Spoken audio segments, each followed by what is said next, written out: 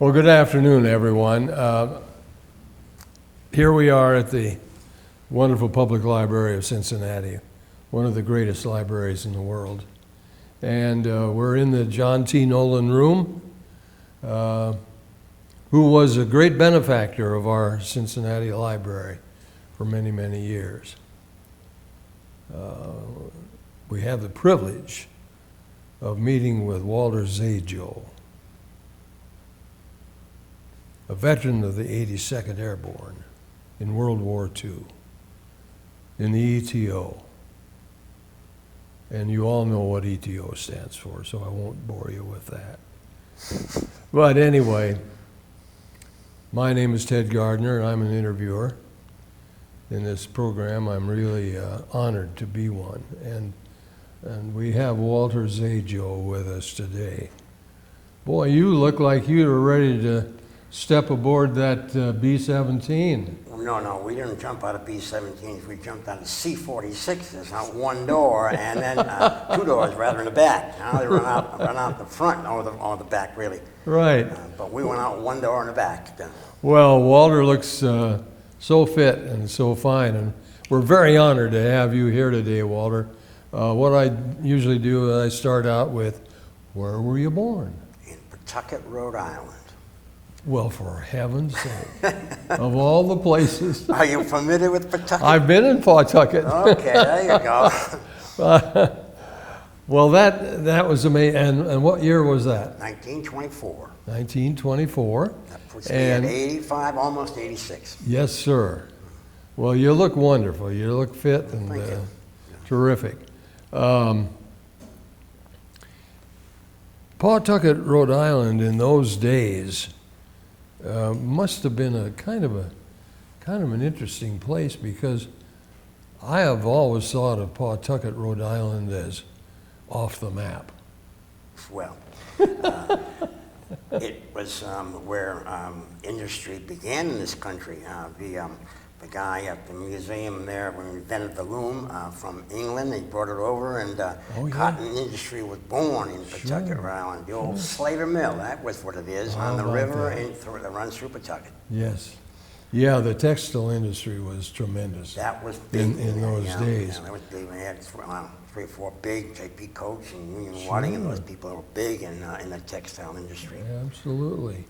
Well, tell me about your family. You had brothers and sisters? I'm first-generation American. My mother and father came from Poland. Oh. My father came over before World War I, and he served with the Yankee Division. This man could hardly speak English. But anyway. Can't get any better than that. Well, he had a career with the Yankee Division. They went over, I guess, in late 1917 or early 18. And he came back after the end of the war, and I thought always that maybe he'd like to stay in Europe and go back home to Poland. I don't know what. He never really said. He said he met a couple of guys from Minnesota, and he was going to go to Minnesota, but then he came back to Pawtucket. I see. Where he worked before he went in Fall River. Both Pawtucket and Fall River were big textile cities. And, right. So he came back, and I have a mother also born in Poland and came over on the last ship before World War I. No kidding. Wow. So I am, they're both Polish. I am first generation. My brother and I, first generation. And you're pieces. I'm sorry? You're pieces of history to have parents like that. Well, they're gone now. They've been gone. Oh, yeah, but I mean, to come from that kind of stock. Well, a lot of my friends had the same situation, but they were all in a Polish community there in Pawtucket, and it made it, most of my friends really had the same situation. Well, that's great, and of course you started out elementary school in Pawtucket and high school. J.C. Potter School and Goff Junior High School, and then into Pawtucket High School East. Okay. We had a class before that, my brother's class, a year or so before that, had 600 kids in one class. It was too big. They built a new school. I was the second year going into that new school, and we had 300 and some odd kids in our graduating class. That's pretty good size. Yeah. And I was 17 when I graduated from high school. A lot of them 18, and they went right into service after that. Sure. I wasn't 18 until December of that year, and then in January or February, I have a greeting letter from the president. Greetings. Yeah, greetings. you come from physical. And I did that, and then a month or so later, I was called in to go. Sure. You know, in everyone's life, there are certain dates that stand out. We all remember John F. Kennedy's assassination. We remember, well, most of us remember who was president when we were born. You know, things like that. Where were you when you heard the word about Pearl Harbor? In Pawtucket. Okay. We had, it was afternoon then, it was a Sunday afternoon. Right. We had played basketball at a high school that morning. I think it was called Sacred Heart when where we played. And then we were downtown in Pawtucket waiting for a bus out to our area of town. And then some kids ran through in a car and with the windows down yelling, "They bombed Pearl Harbor." That was it. That was 1 or 2 o'clock in the afternoon on Sunday. That's when I heard about it. Yeah. And so many people said, "Where's Pearl Harbor?" Well, my brother had a friend that was at Schofield Barracks in Hawaii at that time, so my brother was aware of it, and he filled me in briefly. Very That's much why, so. Yeah.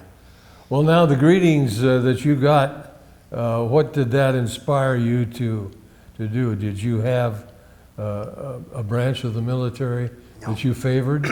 Well, when you went through your physical, when we then you had a choice of Army, Navy, or the Marine Corps. I didn't get a chance in the Marine Corps. I'm a little bit of a guy, but Navy and Army interviewed me, and either one I wanted to. I chose the Army.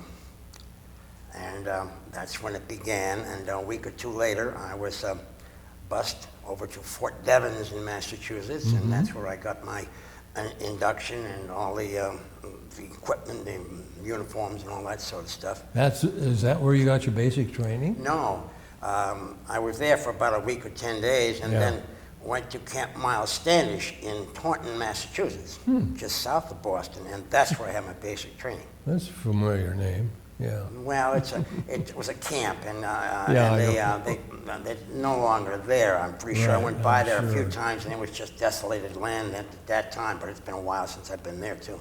Now, your first introduction to this is the Army, Mr. Zajo.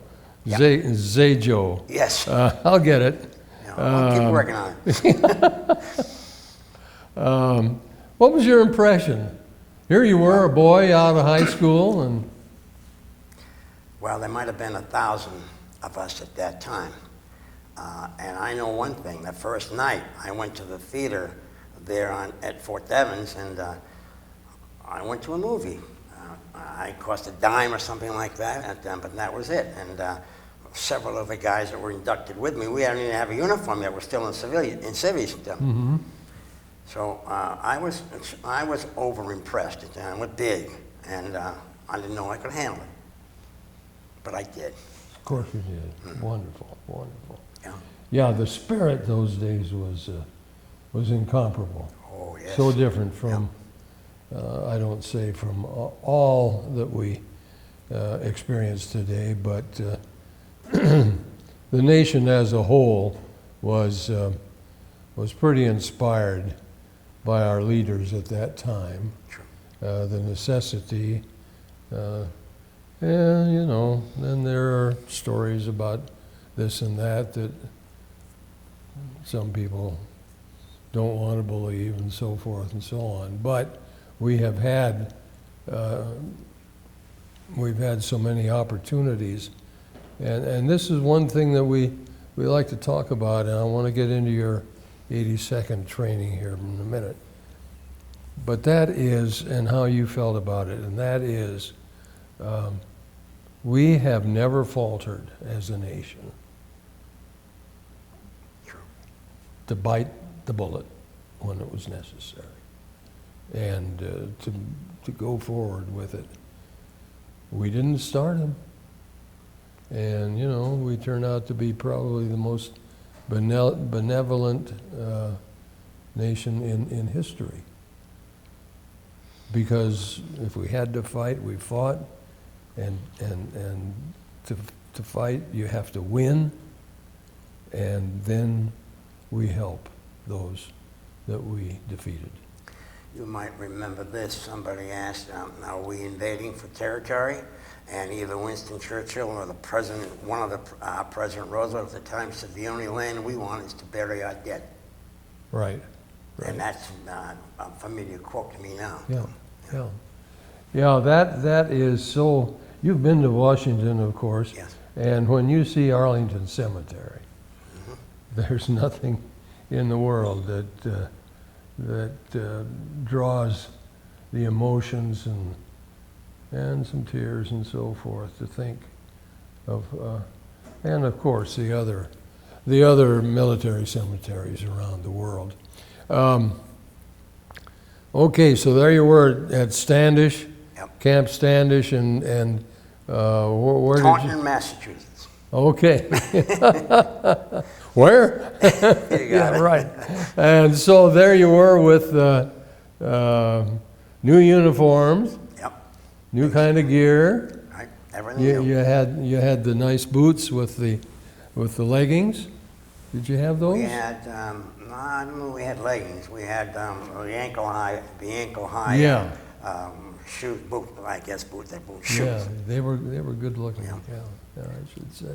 From there, I was shipped to Harvard University in the Army Specialized Training Program. Oh yeah, wonderful program. You're familiar with it. Good. I spent from, I guess, that June, after basic training, till the following March there, February, late February, early March. Then we were shipped to Tennessee Maneuvers. And they assigned me to the 17th Airborne Division on maneuvers there in 82nd, was already over in Europe. We merged the two later in Germany. Oh, I see. Yeah. There was the 17th Yeah. Airborne and the 82nd Airborne. This is great. This is what a I ended up just what a being wonderful discharged cab. from the Yeah, you 82nd got Airborne. that. Right. And those Well, things. I you didn't see know the- about I didn't know about this. I didn't know about the 17th. Well, that was the division I trained in. That was the one that I most combat with. Ah, I see. The combat, we were, well, okay. From the 17th, I went to the parachute jump school then, and after we were shipped overseas from Tennessee back to Boston, and we shipped out of Boston on about the 17th of July, I think, in 1944. And we arrived there maybe 4 or 5 days later in Europe and England, and that's where we formed the complete division then. And, we got, I guess our table of organization was too low and they got more people. And I remember at Market Garden, the planes flying overhead that day. Oh, you were at We were out on Market- the field oh. with physical education and training. And we knew that, boy, those guys are in trouble. Yeah. It was a beautiful morning. Yeah. Sure. Except for them. But now I've had a lot of contact with airborne people who were trained at Fort Benning. Yes. Did you have Yes, Benning yeah, training yeah, too? Yeah. Yeah. As a matter of fact, I did what they call a tiger tour to Fort Benning several years ago. And there were about 40 of us guys, old timers, and they put us in the harness and let us drop down. Well, yeah, that was a free fall. That was really something. Yeah, but- Okay, now listen, we got to get, because I know that you've done some amazing things, and your service is certainly outstanding. You went across the Atlantic on a transport? Yep, a civilian Yeah. transport that was converted into a troop carrier. An old And, liner, yeah. I don't think we had any convoy around us. I think the USS Wakefield, I believe, is a ship we used. Mm-hmm. And a lot of this stuff is coming back to me because of reunions we've been to. Oh, And, sure. we've had, I don't know, 30 or 40 reunions since the end of World War II. And a lot of the stuff I get from them that we were there and we did this is, oh yes, I do remember now. Oh, yeah. Okay. I know. That is, it's wonderful too, because we tend to forget certain things and other people remember certain things. And when you get together and talk about it, it's very, it's very, very spiriting. And I've found that the last 10 or 12 years, I haven't, I was on 2 different ships, but I've lost touch. So many of my shipmates are gone, of course, and when you don't have a familiar face or a name to put with it, you know, it's kind of hard to. I have a couple of dear friends that are Navy.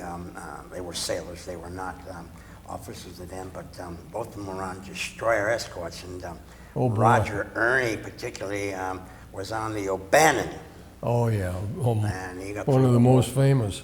He got through the whole war without being hit once. Just amazing. That was a great story. Yeah, I know it. Well, now, where did you go in? Wow. You went into Le Havre or England? Or No, we where? went to Liverpool. Liverpool.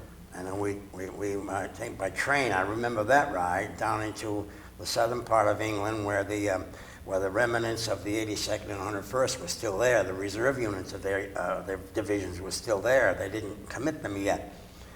And we went into training there, extensive training, and we got a lot of the 82nd and 101st guys come in to supplement our division. We had at least 5 in my own company. And that's how I know that they came from it. In fact, 2 of the last guys in the replacement depot became my dearest friends. Oh my gosh. Yeah, that was Whitey Bonita, who was an All-America basketball player out of Penn State, and George Stanley out of Vermont. Well, how about that? And they stayed with us right through the end, coming back to the great G.I. Joe parade in New York, if you remember that one. Oh yeah. Well, we were in there. As Well, the you're 82nd lucky. Airborne. I never got a parade. Well, that was the only one. Well, we had one in France. I never got one. Now I march on Veterans Day, you know. Well, yeah. But that must have been something. And I've noticed in World War II magazine that I subscribe to, which is a wonderful magazine. They've been featuring the last couple of issues, particularly that famous photograph of the sailor Yeah, with his the girl in girlfriend Times Square, yeah. bending her over in Yeah. Times Square, you know. He was a sailor, obviously. Yeah, he was a sailor. Oh, yeah. Yeah, only a sailor would do that. Okay. Okay, so there you got, you went down to southern England. Yeah. And We trained there. embarked on what? A train coming down from Liverpool into an area called Swindon in the southwestern area of England. How did you go across the channel? Now in getting over to the continent. Well, we were in training, and then right after Thanksgiving, we were sent to, or maybe the first week of December, we went to an airfield where we were ready to go over into Europe. And we were 3 or 4 days there because of weather. They finally flew a good portion of our division over to France. This was Christmas Eve, 1944. They trucked us to the Belgian border, and we got out and we walked the rest of the way to Neuchâtel. Wow. And that's where we set up division headquarters. Wow, wow. And we were there for a few days, and we moved on into the tip of the bulge and took the brunt of the tanks coming through. They went around Bastogne, and then they are where we are, behind Bastogne. Now, by this time, of course, obviously, but I want people to hear this in your own words. You, of course, had trained heavily and rigidly and really put your feet to the fire in training. And you earned that great badge, which is so unique and is so beautiful to see somebody with that on, because I know what it means. But did you feel that your training was adequate? Absolutely, yes. Good. Totally fully trained. There was nothing outside the bitter cold Yeah. that we didn't experience in training someplace. Well, now, you're talking about December 44? I'm talking about Christmas Eve, 1944. Right. Yes. Right. We're flying across the English Channel into France. Now, by this time, the Battle of the Bulge had been pretty well fought. I don't think so. Okay, see, I want him to correct Right me. there, I think that we were. Now you got a story. Now we were at the tip of the bulge. I told you the German tanks came around Bastogne and they left Bastogne, and they keep shelling it, but nevertheless, on the other end was where the 17th and the British 6th Airborne were, see. and a Polish brigade, and I think some more other individual people, not regiments, battalions probably at that strength. I'll be darned. And we were there, and we took the blunt of that on January 9th. Yeah, Death Hill. That's where we lost almost an entire regiment. No. And Tell- you can't tell- tell tell- me that at that time that the bulge had been settled. No. Tell people how large a regiment would be in numbers. In numbers, Yeah. a regiment, Yeah. about 3,000. Yeah. I think we had 2,600 or 2,700 casualties, Gosh. about 1,100 dead. And they then merged 2 infantry divisions and formed one. So there was enough loss in the 2 of them to make one. There you go. So there you were. On the tip of the bulge, on a Yeah. defensive position, and taking Tiger tanks, which we had never seen before. And if you know what parachute infantry division is, Yeah. it is small arms and maybe 1 or 2 bazookas. And you were up against those Tigers. The Tiger tank. And I Oh swear my to you, they're as gosh. big as this room. Oh, I know. I've seen pictures of them. Yeah. Well, anyway, we faced those. And we were there from, Christmas, let's say day after Christmas, until, I think the end of January, maybe early February. We were there like 40 days, maybe 45 days. And then we were withdrawn from there. And then the Germans were turned back by that time because Patton had come up from the south. Yeah. And then we went to his command rather than Montgomery's command, which we had before that. Montgomery played a very cozy defensive sort of thing, but Patton says attack. Yep. And our general, I guess, said, hey, these are reports I read at our reunions and all. I didn't know it at the time. I'm 19 years old. But anyhow, he said, attack, they're retreating. Well, I'm looking at that big Tiger tank and we're not retreating. Hey, no. They're not retreating, rather. They're not Yeah, They're not retreating. retreating, no. I know, and if All right, well, you've got to stand fast, oh, well, we've had a couple of guys interviewed here that were on tank destroyers, and they were they right. tell you the size of those things. They man, were I looking saw right you, down those barrels, you know, all terrible. They had these huge, I called them cannons in there, but now they're 88 millimeter guns out in front of that thing, and they were not lobbing, they were shooting this way, Wow, horizontally. just imagine. Terrible stuff. All right, well, All right, we got out of there in late January, early February. It was, and then we went to a R&R place in France. Yeah, that's good. Epernay or something like that. It was right on the Bayern Way. It wasn't far from Verdun and Saint Michel, where my father talked about where the World first War World War I, I absolutely. battle areas. Yeah, and he talked. And then we were there for rest and rehabilitation. I guess it was a resort area because we had a big hotel with 2 or 3 guys to a room. And, we were there until the big day, which was March 25th, 1945. You think the war was over. We made a parachute drop across the Rhine River, an operation called Varsity, And that's the big thing left with our division, the 17th. Right. After that, we all became the 82nd. And, I see. The,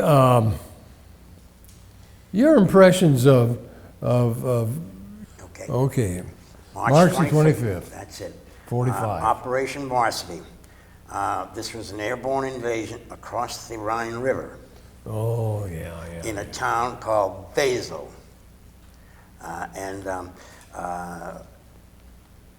We dropped that day paratroopers and glider troopers, over 20,000 people. Wow. Guys. The British 6th Airborne, the American 17th Airborne, the Polish Brigade. I think there was a freedom regiment, not a regiment, but a battalion from French, and I think maybe even a few free French that joined us. Not many, a couple. And it started at.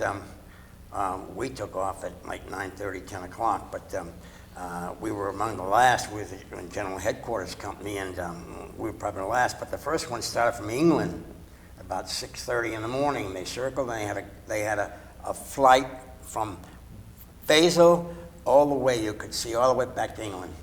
My goodness. 20,000 guys, well, 10, 20 in a plane and a glider. Yeah. We had a lot of casualties that day, but it was a very successful operation. Everything we were going to do was done by noontime. But then from there, we moved into Germany. Just amazing. Did you have any contact with Polish troops over there? No. You could not make that connection. When we got into Germany, there were a lot of misplaced persons, displaced persons there. Yeah. And a lot of Polish there that were in Germany as slave labor, if you will. Right. Yeah. Right. Yeah, because that always fascinated me. I remember reading about those dedicated Polish who joined up with the RAF, who joined up with the British Army, joined the British Navy, and what dedicated, strong, wonderful people they were, and that always fascinated me. And of course, being in the United States Navy, we were very not necessarily segregated. That's not the term I want. But the Navy, being aboard ships, is different from being in an army on land. Oh, yes, I've heard because, that. We're very, very separated from, and you're confined. You never had to sleep in the mud. So to speak. Didn't have to sleep in the mud. Exactly. And I said that to so many people in the latter part of the war. I was in the South Pacific. But I would say to these people, the Marines, I don't understand how you can possibly do this and live like this. And you guys in the ETO. And I would say, gosh, I had a dry sack every night. I had a dry bed every night aboard a ship somewhere. And you guys were out in the mud. Getting back to the Bulge for a minute, we were trucked back 4 or 5 miles to our division or a battalion cafeteria, if you will, or kitchen. Kitchen. Every third day we went back and got a hot breakfast, and that was it. The rest of the day you lived on K1s and 10-1s and 5-1s and whatever else. Terrible stuff. Well, now, you alluded to Market Garden. Yeah, that was we were in training then. That was the 101st and the 82nd and the British 1st Airborne. Okay. We went in with the British 6th Airborne. There's a difference. They didn't go to Market Garden and then our maneuver. No, they were done at that time. The 82nd was on the continent, but they were in rest camp or whatever, and that's when we merged after we got out of the Varsity operation into Germany, and then the war was Easter. I remember being Easter in Aachen, Germany, and and we captured a chicken from a farmhouse, and we had a boiled chicken dinner Wow. for Easter. What a feast. Yeah, that was in those days. You bet. Yeah, and we did that. Oh, yeah. Yeah. Well, Walter, that's great. You know, little incidents that come to your mind. Some humorous, some are very passionate, some are very, very sad. But all these things blend together to help make Walter Zajo a man and a great citizen, a comrade. Do you recall any funny incidents, any humorous things that Oh, people would like to hear about? well, I don't know if this is humorous, but it was to me when these guys got back. I mentioned earlier a Whitey Bonita. When we were in the Bulge, we were, well, I guess just about ready to move out. Anyway, we had a lot of cigarettes. I didn't smoke then, and we had chocolate bars, and I didn't want any more chocolate bars. We had musette bags full of this stuff. So we sent Whitey Bonita back into Liège in Belgium, and he was to trade these for brandy or something, so we could have something to drink. He came back and he had some brandy, but he also sold his weapons. And he came back to the front lines where we were, or near the front lines, without a weapon in the middle of the night. Oh my He goodness. arrived with this 4 or 5 cases of brandy in the back and no weapon. Oh, boy. Well, you know, you take what you can get. Well, he did that, and he had but they also wanted these are truckers. The Red Line they had, it was a truck route through Europe, Yeah. flying the troops. Yeah. And he also had jump boots on. They wanted to buy his jump boots, but he wouldn't sell those. He sold his weapon, which happened, I think, to be a Thompson submachine gun. Uh-huh. Anyway, he had a great time in Belgium, in Liège. Wow. And, Wow. and he tells about the story, which shouldn't be on film. Well, now, speaking of weapons and weaponry, you carried, what did you have, a Garand? I had a folding stock carbine. Carbine. Folding stock, and it folded, Yeah. the handle folded right Sure. over, and I had it in a leg bag Okay. alongside the thing. So when you jumped, you had to know that was there too. Yeah. Well, tell us about your first jump. Oh God, the first one. I Well, went out of the plane, Battle. and I said, well, I don't know if this is going to open back here. I put my hand on the reserve chute. The opening shock opened that one. Oh, swell. And the guy, and the guy on the Jeep with a loudspeaker, I was telling everybody to pay attention to that guy because he's going to spiral down any minute and die. Right. Oh man, I couldn't wait that 30 seconds to get down to the ground. It was the longest 30 seconds I ever spent. I got down to the ground, you know, they came over and they made me sign a statement. They asked for the D-ring. I didn't have it, I dropped it someplace. I had to sign a statement of charges for 39 cents. They deducted that from my 50 bucks at the end of the month. That's our government. That was funny. I thought it was the first jump. The next time, man, I don't care what happens, I'm going this way. Right out there, and they all opened, and I had 7 jumps in total. 7 jumps. 5 in training, the 5 are required, 4 a day and 1 night, 1 in England, and then the Operation Varsity drop. Well, you know, you had to have complete confidence in your parachute rigger and Yes. that everything was going to be okay. I And knew a lot that. of them weren't, but Yeah. you had to have that determination or you wouldn't have made it. The parachute packers, there's the same parachutes we had at training, and they came over with us, and that one maneuver that we had, you could see these things open. They had all that talcum powder in it, puff, puff, puff, all over. They packed them so they wouldn't get wet. Sure. And that one practice jump was all, I guess, to exercise the parachute more than anything. Wiped them out. And then they repacked them, and those are the same ones we used in Operation Varsity. Wow. And there were no puffs of smoke that day. No. They were pretty freshly packed. And, Now, when you landed in Belgium? no, we landed in Germany. You landed in Germany? Yeah, in Germany. You were that far east? Okay. Yes, yeah. Okay. And what happened when you hit the ground? Well, fortunately, we were not 5 miles off target. We were pretty close, and then the lieutenant gathered us together, and we reported to Division Signal Company, and there we were. Wow. Now, something I wanted to tell, but I forgot about it now. Oh, shoot. But it's interesting, yeah. When we landed on the ground, yes, I wanted to talk about Al Davis. Okay. Al landed on the ground.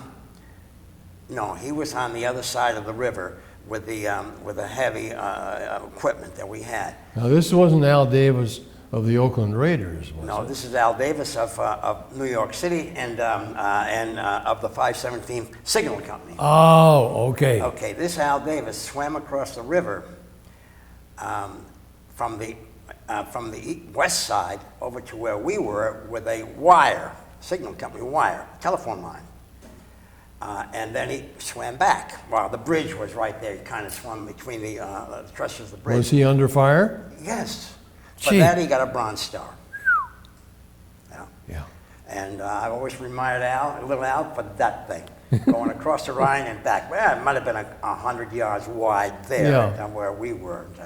Goodness. It was a very interesting guy. Goodness sakes. He visited us here a couple of years ago in Cincinnati. Oh, isn't that wonderful? Yeah, good guy. Yeah. Things like that you remember. Tell us some more about some of your personal friends. Well, Whitey Bonita was a good friend. He was an All-America at Penn State as a sophomore, I think, and then he came in with us, and he was a great athlete. And he went back after the war. Immediately signed at that time, I guess it was APB. Early league of the professional basketball team, even before the Cincinnati Royals got involved. He signed with Quad City. And a lot of people visited him, and he talked about Ivan, who was our cook, chief cook. A destitute young man. He came up to him one time in Chicago or in Quad City, and Whitey gave him his overcoat and about $50, and Ivan went on his way, became a minister later. I'll be darned. And he led a lot of our reunions. He was the guy that kept us together as a unit, and that's why I'm so, I think, in touch with now we haven't been in a reunion in 2 or 3 years, but they stopped. Yeah, I know. I know it is. It's sad because they're just, you got to have a person who's willing to organize and lead and inspire to get you guys together. I know. I've had the same experience. Well, your days across Germany, you crossed the Rhine. Into Berlin.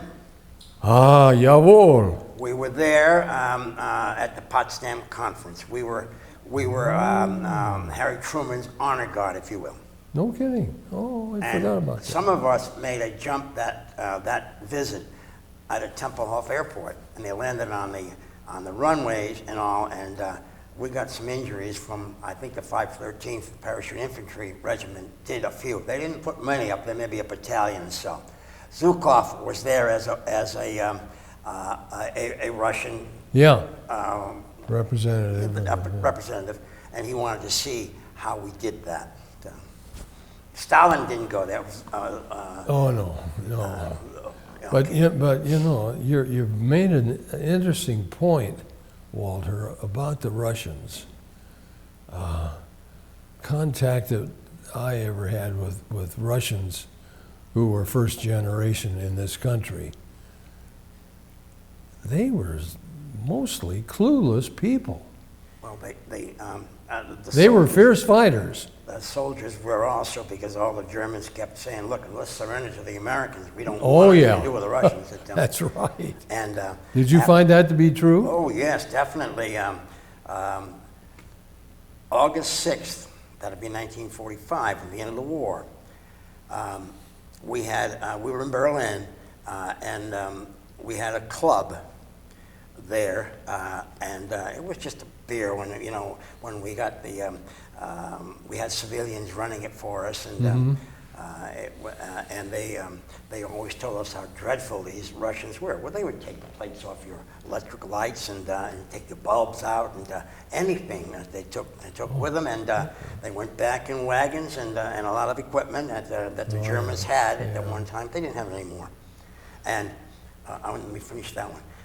The fact that I was on guard duty that day, I was in charge of the guard duty that day, and the Russians came around in the truck. We had a barrier that went down like that and kept most of the people out. They came right through that thing and tore it loose.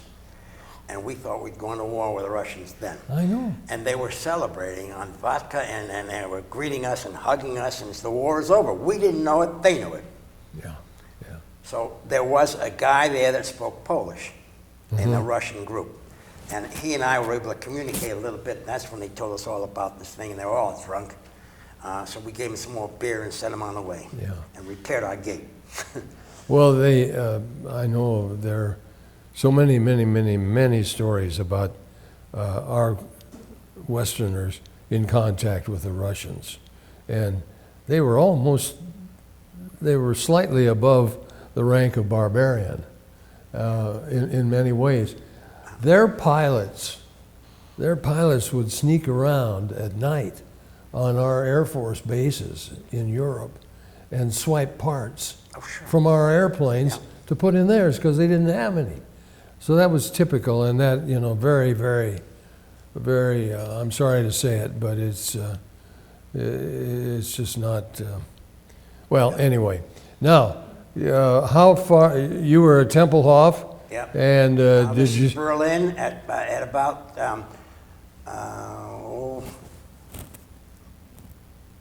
middle of December. Right. And then we packed up from Berlin and went to a debarkation port in England. And I know New Year's Eve in January of '46, I was on the Queen Mary coming back home. Oh boy. And we went into New Jersey to some camp there. I've forgotten the name of it. And then we prepared for the big G.I. Joe parade in the middle of January. And after that, 5 days later, I was home. And I bet your boots were highly polished. Shiny boots, and they still are. Had to wear your shades. Yeah. Oh, there was nothing smarter than the Airborne uniform and the precision. I wish I had a picture, a full-length picture of my shiny boots. Yeah, I should say so. Well, this is just a wonderful, wonderful story. Fortunately, you didn't get injured. Oh, nothing. Absolutely. Well, frostbite. Frostbite, yeah. I know one that. night in the Bulge, I was in a hut where the farmers put their milk when the guy comes by and picks it up in the morning. My friend and I were in there, and then the door opened, and our raised registration people, the guys that picked up the bodies, threw in 2 stuffed American soldiers, frigid, right, like a rock. Gosh. And one of them had overshoes. Yeah. And I took my boots off there and just took his overshoes and put them on. Yeah. And I put some straw from the shandy in the boots, and I was okay. But at that time, my toes were already gray. Right. Yeah. That was a terribly common thing, I know. But it was a happy solution, a happy end. So many fellas suffered from that. Well, that must have been very enjoyable coming back on that liner. Well, we came back on the Queen Mary.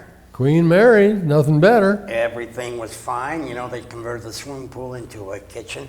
And you got through the line, and then that was time for the next meal. You walked around, got in the back of the other line, because it took that long to get through the line. Sure. And so and we slept on the Queen Mary 4 high in I guess in one of the cabins, 4 guys on top. That must, you said that was New Jersey where you landed? Fort Lee. How about Fort Lee? No. Shanks, Cap Shanks. Oh, Shanks. Shanks, yeah, that was it, yeah, Shanks, yeah. So then, you had some fun times. You were in New York, marching the parade. Were you treated royally and all that sort of thing? Yeah, the meals were much better, but no, I was anxious to get home. Oh, sure. And I'm waiting for a discharge. And during that week or 10 days after the parade that we were still there, I went home to Rhode Island on a kind of a 3-day pass. Mm-hmm. Came back, and the discharge was ready, and I got discharged the end of January, 24th, 25th, something like that. And they gave me travel money to get home, $1.35. Whee! I took, I don't know what, over to Manhattan, got the train, and it went to Worcester, Massachusetts. And that cost maybe $1.10 at that time. And the 35 cents I had was bus from Worcester to Providence. And from there, I had to get my own 8 cents plus a 2-cent transfer, another dime. Oh, and I got home on a bus, carried my duffel bag home, and Mother was only there to greet me, and she cried a little bit, and I cried too, and that was the end of the war for me. Oh, God. Well, I know, those precious memories, especially of your parents, who are gone. So then, what happened immediately after the war? Well, you got home. I got home and I applied for the University of Rhode Island, and after I partied too long, they closed the fall semester, so I went to a small college in northeastern Pennsylvania called Alliance. And then 1 year there, then I went back to the University of Rhode Island, where I got a degree in engineering, Bachelor of Science, Mechanical Engineering. Wonderful. And then I went to work in Grumman Aircraft in New York. Oh, Grumman. For about 1.5 years, and I was on the deck with about 1,500 engineers, and the guy next to me ate Twinkies every day.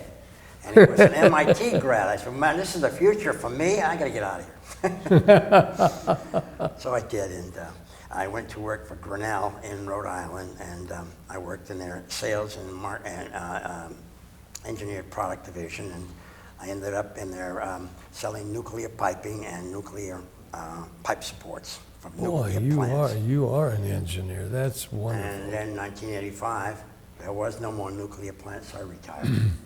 Yeah. Well, it's interesting you mentioned Grumman because that was the kind of planes we had on our carriers. X9Fs, where I was drawing hydraulic cylinders for F9F, X9F, F9Fs, but this was the experimental one beyond that. Yeah, right. That was even before jets. Jets weren't there. No, that's right. Well, you just had a remarkable experience, not uncommon, but you served so well, and you were so dedicated, and your dedication to your nation, your God, your family, your everything has just been outstanding, Walter, and we want to thank you for that service. Thank you for this opportunity. But one more thing. Oh, good. On our honor flight, Yeah. we flew southwest from Columbus to Baltimore. Okay. And we arrived at Baltimore Airport. And we got in the concourse there. There were 30 sailors in their white, crisp uniforms, male and female, and a couple officers at the end. And when we got off the plane, they all applauded. Isn't that wonderful? I said, give me a flamethrower, I want to go back. I want to come back. That's about it. And we had a great visit with the honor flight. Well, I'm sure. Well, our group was met by ex-Senator Robert Dole. Okay, well, he was one of the originators. Yeah. I think so. I read about that. Yeah. He was one, and he was so dedicated, to that. And he greeted each and every one of us, looked us straight in the eye, gave us a firm grip with his left hand. Yeah. Of course, his right hand was all withered. Yeah. But we were there in good old Foggy Bottom in Washington August, and it was like Wow. 105 degrees and so forth. But here was that wonderful American out there. Anything else now? One more last thing on the honor flight. It was 102 in Washington when we were there at the end of July, and they kept saying, drink a lot of water, drink a lot of water, it's important. Well, it was important, but I took a diuretic pill that morning. And all I wanted to do was ever get up any bus or any plane, where's the men's room? Hit the head. Yeah, let me go. Oh my gosh. That's it. I know. I had the same experience. When are you going to make the next stop? Yeah. Yeah. Well, that was something that you'll cherish for the rest Oh, yes. of your life. And God bless you. We thank you so much for sharing with us your wonderful story. We've lost so many stories. We've lost millions of stories of people that, didn't want to talk, didn't want to tell people about it, which to me, I have several psychological problems with that. And when I get really desperate with somebody that I'm trying to convince to sign up for this, and the person is still saying, oh, it was terrible, you don't want to hear my story, it wasn't interesting, or it was so bad that I can't even remember it. Wow. I finally nail them, and I'll say, now look, this is going to sound a little cruel, but you're being very self-centered. Yep, I agree with that. Because you have a story. Everyone has a story. And when you finally shuffle off this mortal coil with that story and nobody's heard it, it's lost forever. Well, you've got to share these things. I know that's what we talk about at the reunions, the same sort of thing. Yep. Share it, tell somebody, because nobody's listening. Right. Well, thank you so much, and thank you guys. We're winding down here for the last few precious moments, and Dennis is about to give us the cutoff. There we go.